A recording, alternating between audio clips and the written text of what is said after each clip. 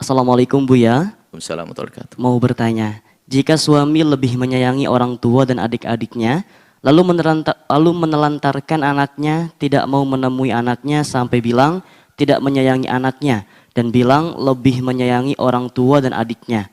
Tetapi nafkah ke anak ada ngalir, itu pun sedikit. Cuman tidak mau menemui dan mendidik anaknya. Dan dia meninggalkan anak istri. Bagaimana hukumnya Buya terhadap laki-laki seperti itu? Dan sebagai istri harus bagaimana menghadapi suami atau bapak seperti itu?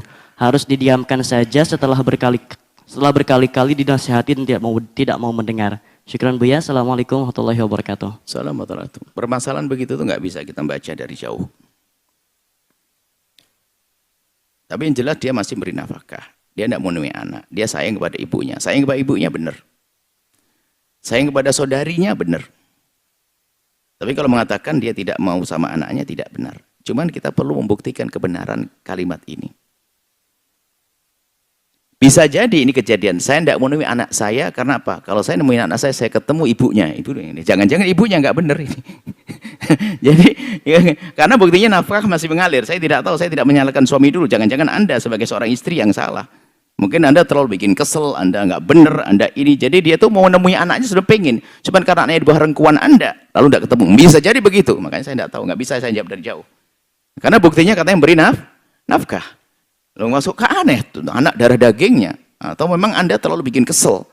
Sehingga mau nemuin anak saja, aduh nemuin anak pasti ketemu.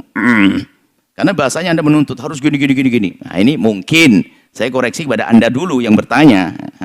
Makanya kalau bertanya kepada kami itu kadang-kadang kena cambuk dulu, itu biasa. Saya tidak tahu, saya dari jauh. Jangan-jangan Anda yang bikin kesel. Karena dia bisa bagaimana seorang anak yang bisa baik dengan ibunya, itu tanda soleh dia. Baik dengan saudaranya, tanda soleh. Mustahil sebetulnya dengan darah dagingnya, kecuali darah dagingnya sudah tercemar dengan yang lainnya. Mungkin telah dididik oleh ibunya, memusuhi dan sebagainya, mencaci. Kan ada kalau sudah cerai grup-grup kan.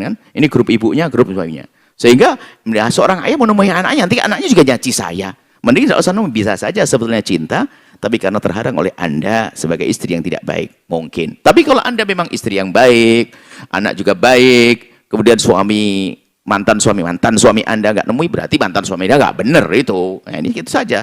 Tergantung siapa yang dengar ini. Nah, kalau yang dengar suaminya, ya Anda nggak benar, suami. Kalau anak kok dijauhi itu nggak benar. Masa anak jauhi anakmu sampai kapanpun. Istri ya bisa cerai. Tapi kalau anak nggak bisa, tanggung jawab Anda bukan sekedar urusan nafkah pendidikan. Anda punya kewajiban, suami. Jangan senang punya anak tadi bisa didik, suami. Tapi istri, nah, saya tidak tahu kejadiannya. Tinggal saja. Insya Allah kalau istrinya salah akan dengar suara kami ini akan berubah. Mantan istri. Suami juga berubah insya Allah. Makanya pertanyaan-pertanyaan gitu kita nggak bisa tahu. Hakikatnya kayak apa. Orang tuh kalau cerita, kalau bertanya biasakan sesuai dengan kepentingannya kan. Saya tidak tahu. Kepentingan dia, saya tidak tahu, padahal bisa jadi dia yang bikin Masya Allah, innalillah, kan bisa jadi, karena banyak, ada memang suaminya nggak benar, bisa jadi, tapi insya Allah setelah mendengar suara ini, semuanya berbenah. Allahu a'lam bishawab. Setelah Anda menyaksikan video ini, jangan lupa berselawat kepada baginda Nabi Muhammad sallallahu alaihi wa alihi wa sahbihi wasallam.